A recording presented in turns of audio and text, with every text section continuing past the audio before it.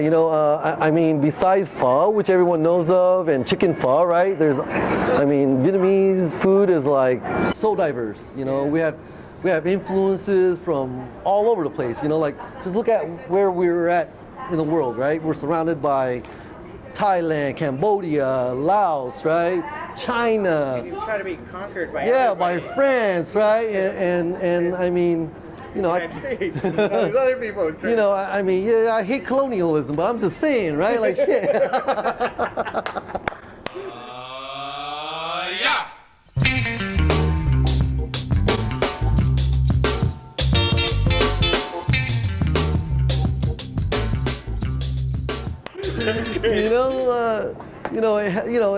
It helped contribute to all this good food that we have, right? Like, you know, there's this Coffee even, right? coffee, right? Like crazy, crazy ass Vietnamese coffee. And when you go into these restaurants and you mispronounce these things on the menu, don't be embarrassed, okay? Totally. Like we're super understandable. I still want to be insulting. Don't worry, because we understand how difficult it is to say these things, you know.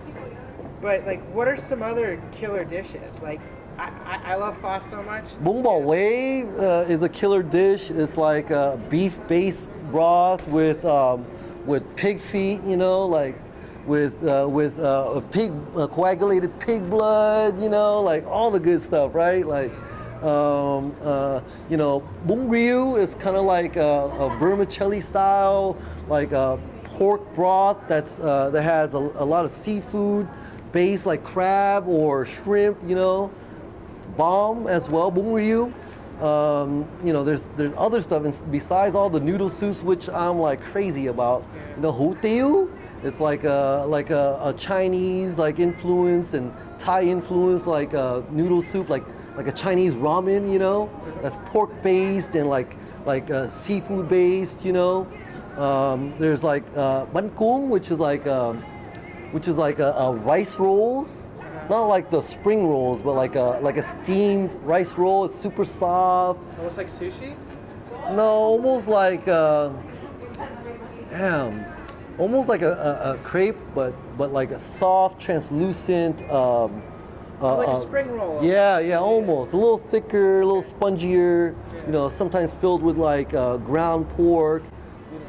In order to get people past the door, you know, I think you need to understand that we love it, you know, as Vietnamese, we love it when we see other people from other backgrounds and ethnicities and races and come into, you know, the Vietnamese shops and restaurants and sit down to order and eat.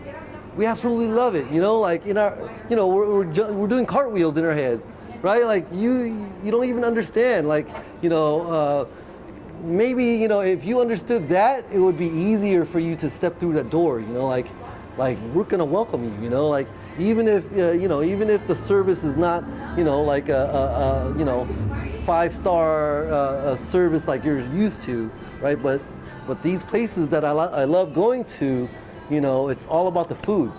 You know, it's all about the food. Like the service, you know, honestly, with the Vietnamese community, you have to have a lot of patience. You know, it's not really about service. You know, it's especially the old school Vietnamese. They don't, you know, it's weird to me, you know, but I put up with it because the food is so damn good. I'll go to a pho gà place, like a chicken pho place. Not Dai Cao. Even I know Dai Cao is good. You know, pho Dai Cao is good too. But pho Song Hai, you know, if you're real like immersed into the Vietnamese community, you'll know that pho Song Hai is the place to go to for chicken pho, right? Because it's just bomb. You know, this chicken that they use, it's fresh chicken. You know, it's not Chidori or you know like you couldn't even say it, you know, claim that it's free range, but it's just fresh chicken, and it's a little different than your normal chicken, right? Like there's certain ways you have to cook it in order for it to come out perfectly, you know. And I know the difficulty of cooking this type of chicken, you know, and I appreciate it when a place makes it this good. It's by another really good place called My Phone.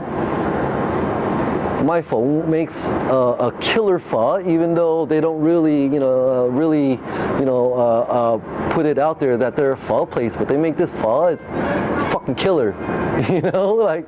What streets is it on? This is on Westminster. This is across the street from where my family used to live in the Vietnamese projects right there on Westminster, just west of Newlands. Okay.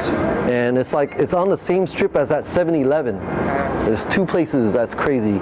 That pho place is crazy. Like if you go there, in the mornings or lunch or dinner, plan on waiting hours, right? But if you go there, like around 2 to like 4 when it's dead everywhere else, it'll still be busy there, but bearable. Yeah. And the Vietnamese, when we eat chicken, we love the thighs. We're not breast people, like every Vietnamese family or person that goes in there will order the pho thigh. And they'll always run out of thigh before they run out of the breast. I think I want to do that. I want to start introducing, all this like home cooking stuff that I think is just amazing, right? It's a whole different side of Vietnamese food that a lot of people don't even know. And I think they should know. And I think it's fun for them to learn it too. To get your hands in there. Besides all this like Vietnamese restaurant food, the home cooking stuff, the Vietnamese home cooking stuff, that's near and dear to my heart right there.